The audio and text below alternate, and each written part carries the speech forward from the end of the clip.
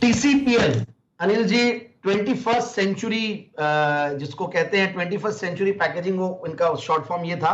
और एक गजब की कंपनी है, इनफैक्ट 3 डिकेड से ज्यादा पुरानी कंपनी है और बहुत सारे क्रेडेंशियल है इस कंपनी के।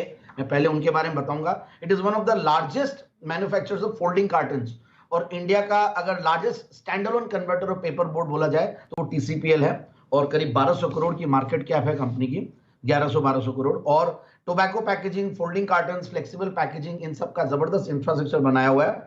और ये पायनियर है ग्रेव्यूर प्रिंटिंग टेक्नोलॉजी में इंडिया का, और in fact only stand alone packaging company है जो कि ये टेक्नोलॉजी यूज करती है। और फिलिप मॉरिस और बैट, फिलिप मॉरिस मतलब जो मार्लबोरो बनाती है, और बैट उनके अप्रूव्ड सप्लायर है। और डोमेस्टिक और इंटरनेशनल कई सारे टोबैको ब्रांड्स के लिए जो पैकेट्स बनती है वो बनाती है, और अच्छा खासा। इनफैक्ट ये चारों ज्योग्राफीज में कंपनी फैली हुई है। ये बहुत बढ़िया चीज होती है क्योंकि स्ट्रेटेजिक रहता है वो।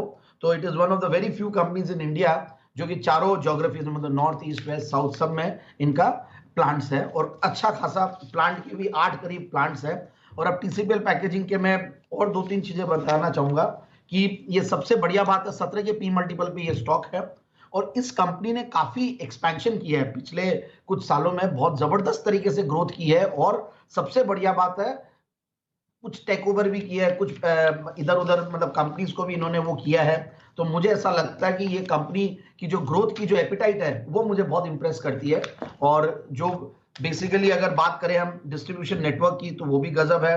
एक्सपोर्ट्स भी कंपनी करती है, करीब 23% के लगभग रेवेन्यूज एक्सपोर्ट से आते हैं। कंपनी ने एक रिसेंटली एक्विजिशन भी किया था, एक क्रिएटिव ऑफसेट प्रिंटर्स बोल के, छोटा ही एक्विजिशन था बट वो एक डाइवर्सिव, मतलब इनके लिए स्ट्रेटेजिक था। और कंपनी का सिलवासा, गोवा, गुवाहाटी, इन सब जगह करीब मैन्युफैक्चरिंग प्लांट्स है। और अब मैं आता हूं इनके फंडामेंटल्स पे। तो 18.5-19% की कैगर से कंपनी ग्रो करी है पिछले 3 साल के। अगर कैगर देखें, सेल्स की कैगर 11-12% के लगभग रही है, और 15% के लगभग रिटर्न ऑन इक्विटी है।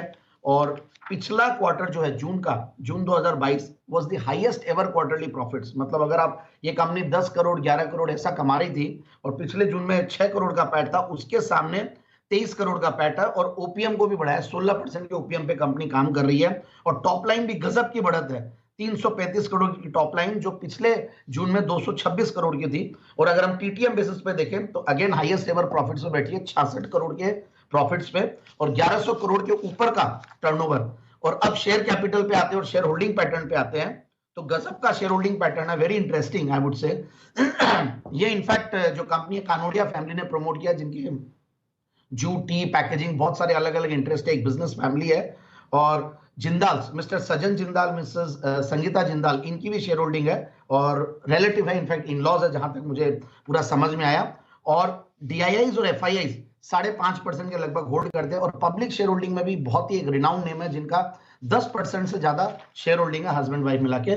सो ओवरऑल आई फील, इस स्टॉक को मैंने पहले भी दिया है, मैंने 2 बार दिया, दोनों बार टारगेट्स अचीव हुए हैं। और आप देखिए, मैंने जब स्टार्ट किया था देना तो ये 560 के लेवल्स पे था, फिर दूसरी बार जब दिया तो 830 के लेवल्स पे था, और आज ये ऑलरेडी मतलब मल्टी बैगर हो चुका है। और मुझे लगता है कि अभी भी बहुत दमखम बाकी है। तो बिल्कुल इस स्टॉक को 1430, 1470 के टारगेट के लिए ले। इस 1470 ये है टारगेट जहां पर रखनी है आपको नजर।